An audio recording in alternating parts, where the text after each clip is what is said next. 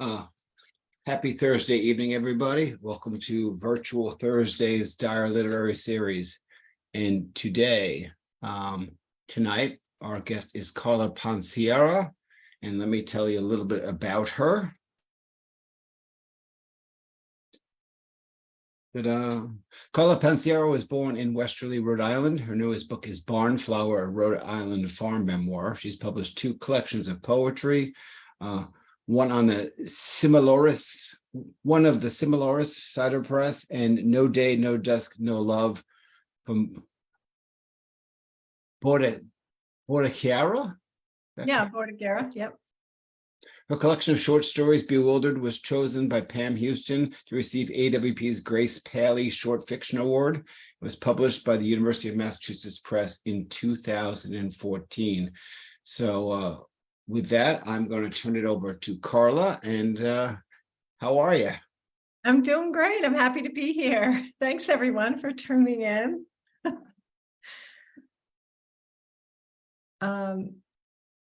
Should I? Yeah, Carla's you're going to read a little bit first, and then we'll ask you some questions. Okay. So this is the book, Barnflower. And I grew up on a dairy farm in Westerly, Rhode Island. We had about 225 head on 100 acres, small farm. My dad became a very well-known cattle breeder because he developed one of the Holstein breed's preeminent sires. So if you were driving down the street and you see these big black and white cows, you don't pasture them a lot anymore, but if you see them, they carry about 10% of Ivanhoe's genes still. So I wanted to talk a little bit about that and that kind of weird celebrity parent that I grew up with, very niche kind of thing. But I also wanted to try to capture in my book this vanishing way of life. This is like a real family-run dairy farm that was dependent on what our animals did in order for us to survive. The book is actually connected chapters. It's not a traditional memoir. So I'm going to read tonight from a piece. It's called Bettina to Baby. Most of the time I started with like one cow and the story of one cow, and I extrapolated from there. But in this case, this is the first cow in a generation of 4 animals that I raised myself. So just a few minutes of this. Bettina to Baby.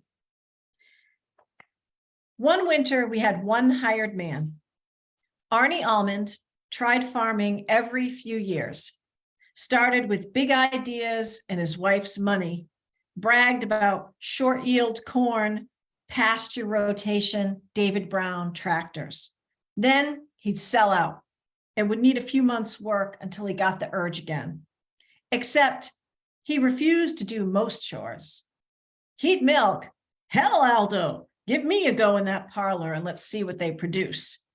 He'd back the wagon up so I could throw hay in it, or the spreader so I had someplace to shovel shit into, but he liked his jeans clean. I asked my father if Arnie could feed calves one night. My father was still eating lunch when I came in from school. I had a lab to write for science, several verbs to conjugate for Spanish, and an essay to write for the junior high's annual essay contest. Got him working on the forage trucks. All day? My father left his lunch on the table, held one arm out like a battering ram, and banged open the back door. I'll feed the goddamn things, he said. My mother came out of the living room where she'd been thumbing through the Montgomery Ward catalog in search of a new bedspread. What was that about? I can't believe we can't find help, I said. We should advertise, call some people. Call who? I said, I hate being out there every day. Your father thinks you do a great job with the calves. I tossed my backpack onto a chair. Once in a while, it would have been nice to hear that from him. You know, I said, I didn't choose this life. You did. Everyone who worked on the farm feared my father's temper, but no one but me feared my mother. When she looked at me, narrowing her eyes and drawing close, I cursed my stupid mouth. None of us chose this life, she said. Give us all a little credit. Delilah's heifer was born on my 13th birthday. My father let Delilah clean her off. Then he carried her into the milkroom office and set her under the light. Looks like her mother, right? No calves looked like their dams, not the way human babies resembled one parent or another. Their markings were always unpredictable. But he was relieved that one of the best animals in the herd delivered this healthy calf. This baby might one day look like her mother in all the ways that were important to cattle breeders. He hadn't wished me a happy birthday. The calf curled up, pink-hued under the lamp, her hooves white as bone, her thick coat drying in real live cowlicks. She was mostly white like her mother, but with a large black marking over her shoulders, another covering her pin bone and tail head. Arnie needed my father to tow one of the tractors. I had 16 other calves to feed, but the calf was soft, the office warm. My father stopped with his hand on the door latch. January 18th. He smiled over his shoulder. Must be my lucky day. I lugged 2 20-quart pails of warm water from the milk room to the barn. The water splashed and my pants froze against my leg. Every afternoon when I opened the door, calves bawled. I lined up 4 rubber pails on the cement between the 2 rows of box stalls, poured 2 quarts of water into each, stirred in the powdered milk replacer that smelled like confectioner's sugar, and started feeding. Above their stalls, I'd tacked index cards with their names printed on them. Penny's calf was as nervous as her mother, so I called her Rita after my chain-smoking aunt. Rita drank slowly because every noise made her duck back into her stall. Faith's calf, Flash, next to Rita, sucked her milk down so fast I had to stand between them to keep her from stealing. Sue's twins, Spirit and Sass, lifted their empty buckets and flung them into the aisle when they finished. Paulette's calf, Patience, with no white at all, waited at the end of the line for her pail. My favorite calf had a white face, both eyes ringed with black at the tips of her ears and black freckles on her muzzle. Her mother was Alma, but a calf with a face unlike any other deserved her own name. I chose Bettina, the name of a girl who used to ride my bus, an older girl I didn't know, but who possessed the fanciest name I had ever heard. It took almost an hour and at least 2 trips to the milk room for more warm water to get the babies fed. Then, while Patience drank, I patted each head and said goodnight. Rita darted out of reach. Flash grabbed the end of my sweatshirt and pulled. Bettina had already fallen asleep. It's my birthday, I told the twins, who sucked one another's muzzles. In the milk room, I scrubbed the pails with hot water. Delilah's baby slept in a ball. Outside, her mother called and called. My mother set out my favorite supper, barbecued spare ribs and creamed corn. Arnie waved his plate away. Wife will kill me if I don't come home to eat. He said this a lot, but it never hurried him home any. Hell of a good-looking calf that big white cow had, Arnie said. You ought to sell the calf while the mother's making a name for herself. Can't. My father poked at a spare rib to make sure my mother had left his plain. Jesus, Aldo, that's what you always say. What are you going to do with all these cows? My mother got up for more napkins. Good question, she said. As a matter of fact, my father said, I already gave her away. He winked at me. Birthday present. The next afternoon, my father pushed Delilah's baby into a stall. Arnie looked over the backs of the calves on that side of the aisle. Damn things ought to be outside the way farmers in upstate New York keep their calves, he said. Arnie always knew what other farmers, more modern farmers, were up to. I took a marker and a card out of my sweatshirt pocket and printed Desiree, the name of another older girl in school, another stranger with a beautiful name. My father and Arnie came around to see where I stood tacking up her name. Desire, Arnie said. Never saw a cow named that. Naming them suddenly felt silly, as if I'd been caught playing house. She's the manager, my father said, knows these animals better than I do. She might sell you something. He hefted a 50-pound feed bag and headed into the heifer barn where the animals started up a fuss. How much you want for your calf? Arnie said. She's not for sale. I didn't say that none of them were for sale to Arnie, who would end up selling them who knows where the next time he got bored. Some manager.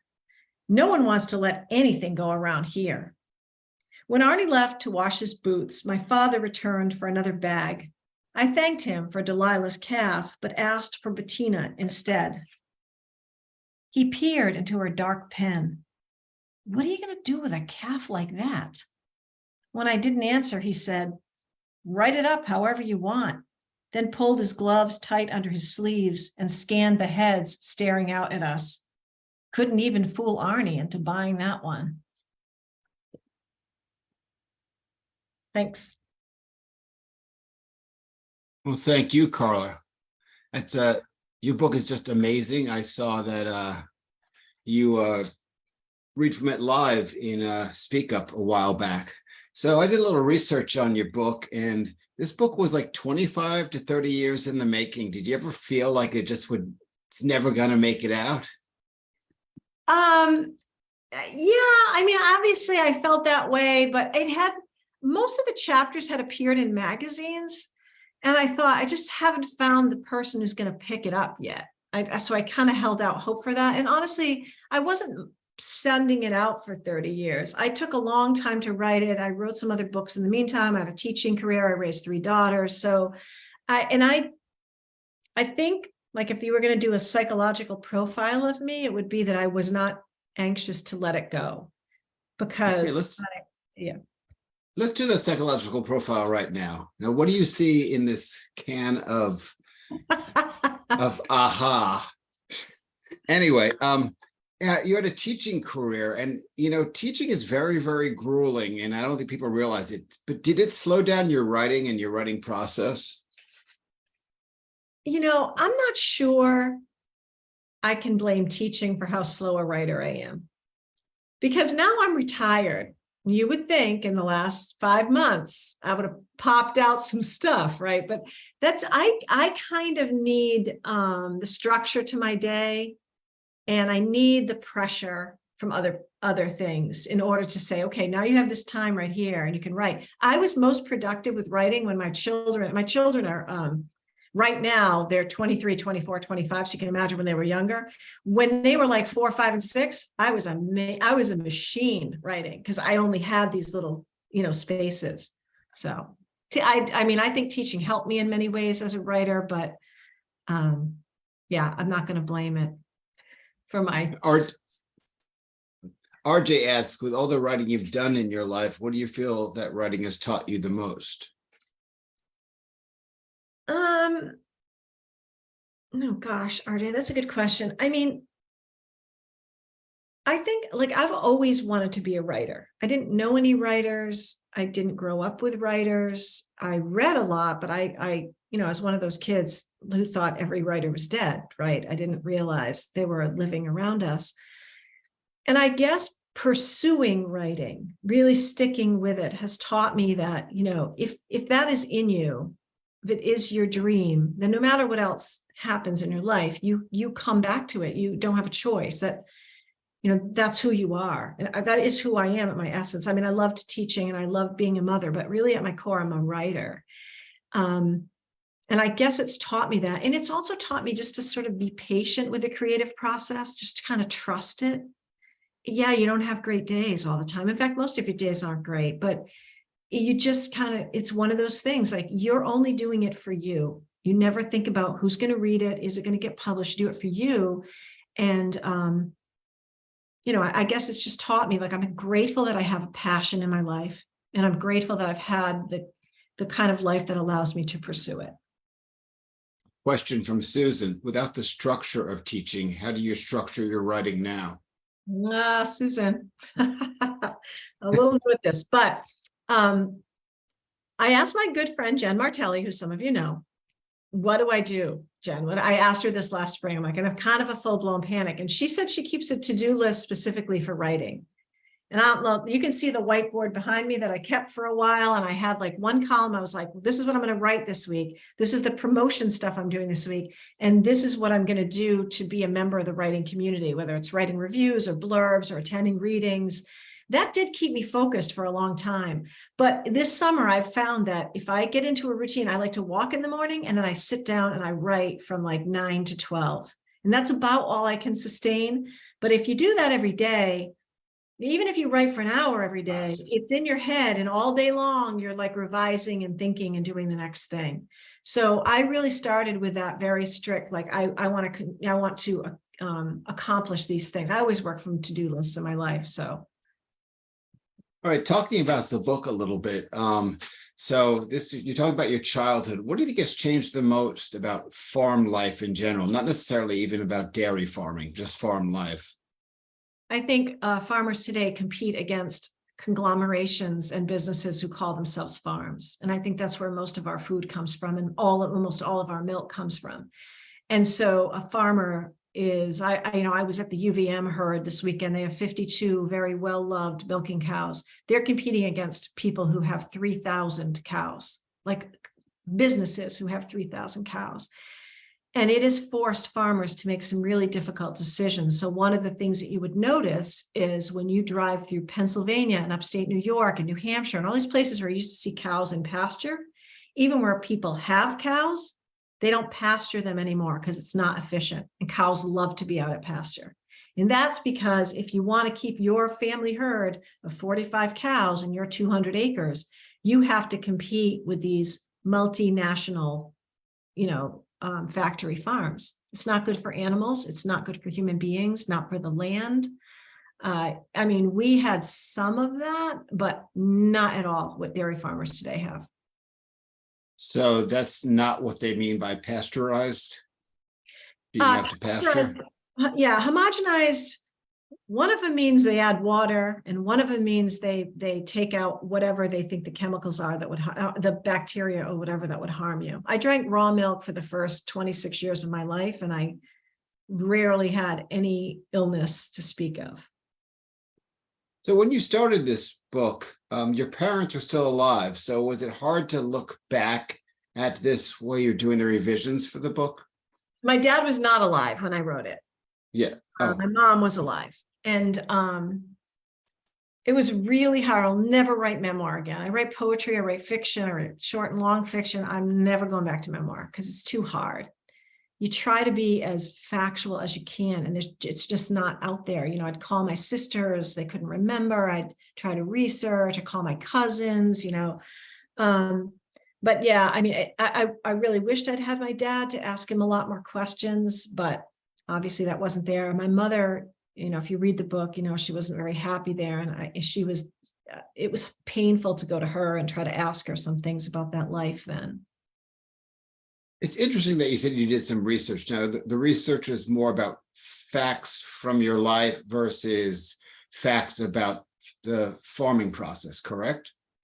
Yeah, I felt like I kind of knew. I knew the farming process on our farm. I couldn't have compared it to anything else, but you're immersed in that life, so you do become an expert. And I was in 4-H, and I was on the quiz bowl team, and I was on the judging team, so I knew a lot about the life of the farm. But I did. I researched certain things that were going on at the time around us, and what would have been on the television in the 1960s and that kind of thing. And I definitely did rely. My brother has a good memory. So he helped me out with a lot of things. And yeah.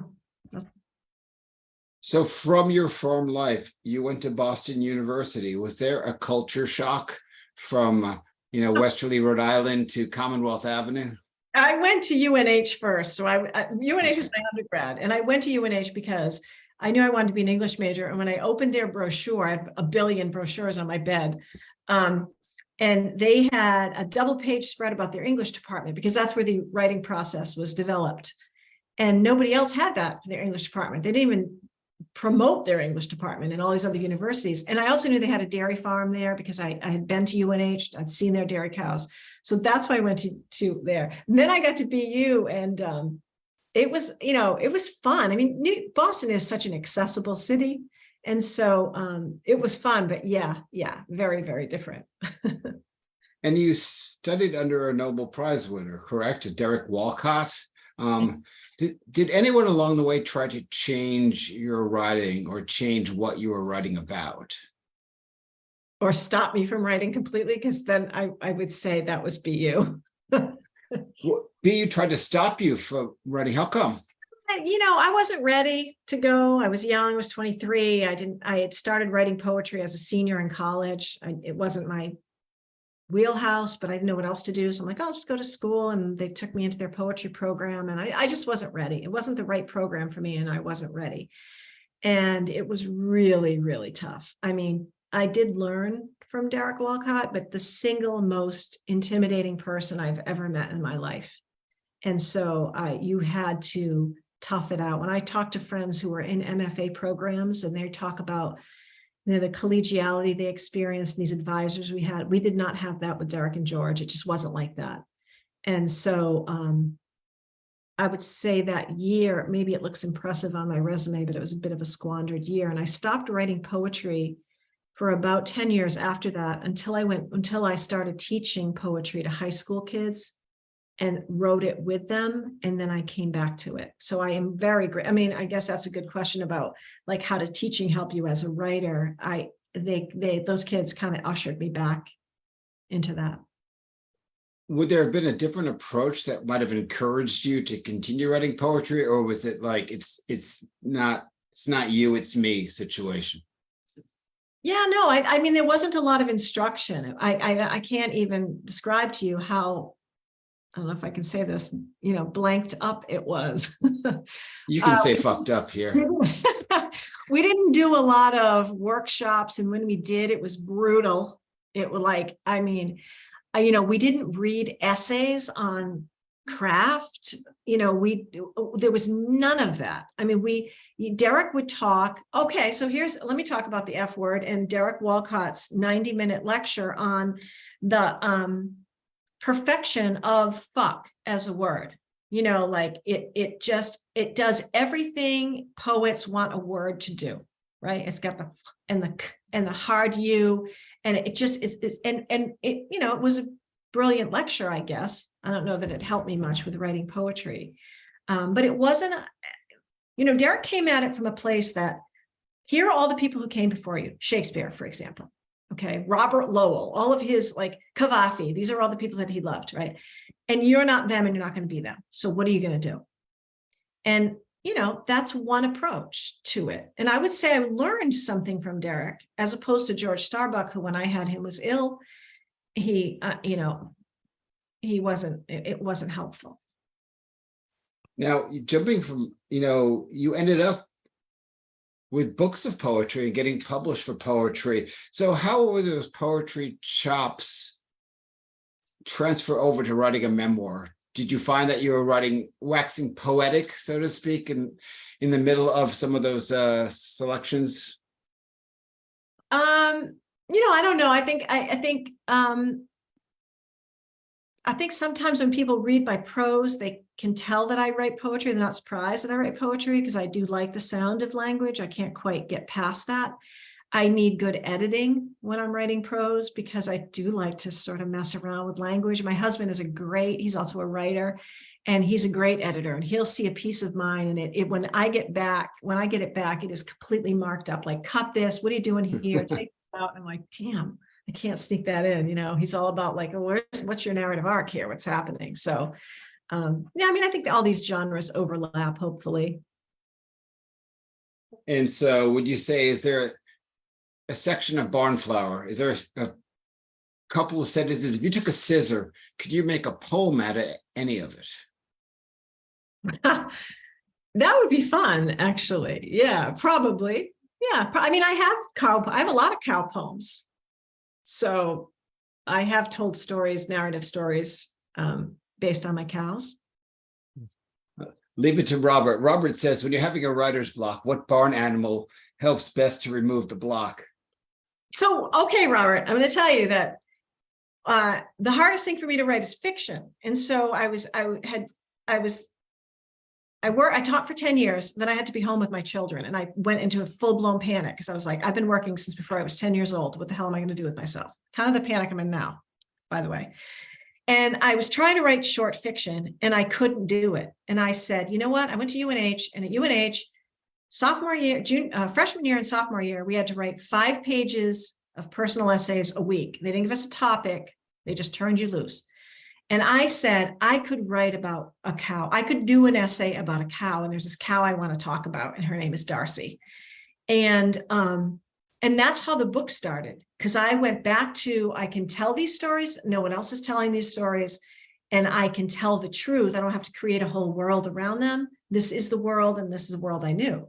So yeah, I mean, I hope that answers your question. But when I get stuck, I go back to cows all the time.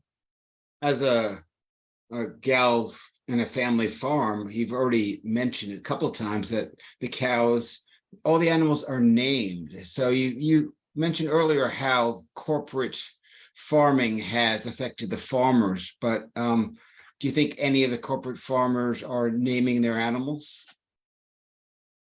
I would be, well, I think they have to, in order, if they have a pedigree, if they have a birth certificate, I think they have to give them technically a name. But I overheard it's pretty sci-fi in dairy cattle now, because they use all genetics. And whatever happens with fertility with human beings has been tried on cows first, because they have the same gestation period. So cows had test tube babies, cows had surrogate parents, all that stuff is tried out on cows first. And now what's happening is you can get sexed semen, so you can pay more if you want a female or a male, depending on what you want.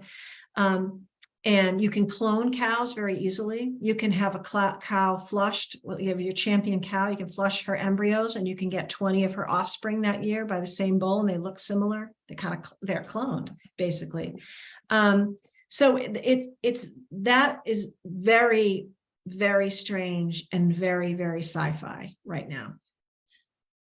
Well, now that you're retired, what are you working on now? I have a collection of poetry that has been making the rounds, and I just got it back from an editor who suggested a few changes, and then she'd like to see it again. So I'm working on that, and I'm trying to write a novel. Hell, that is hell on earth, writing a novel. The first one is, once you get through the first one. No, this is number 2. The first one was the previous hell. Now this is whatever the second ring of hell is. I'm in that. Susan has a question. Do you find you're more inclined to write poetry or fiction now? That's a good question. I do phases. So right now I'm in a poetry phase. A year ago, I hadn't written poetry in about 2 years, because I was working on the edits on the book, and I had some short stories I was trying to bring to fruition. So I kind of switch back and forth, and I can never force myself to write one or the other. That just all of a sudden happens that I have this impulse to write one versus the other. All right. Well, Carla, it was so nice to have you on and to hear you read from Barnflower and chat with you a bit. And folks want to see Barnflower, there it is. And this is the bookshop.org page. If you can't make it to your indie bookstore, just go out there, check it out. It's on sale. They've slashed the price. See, price slash right there.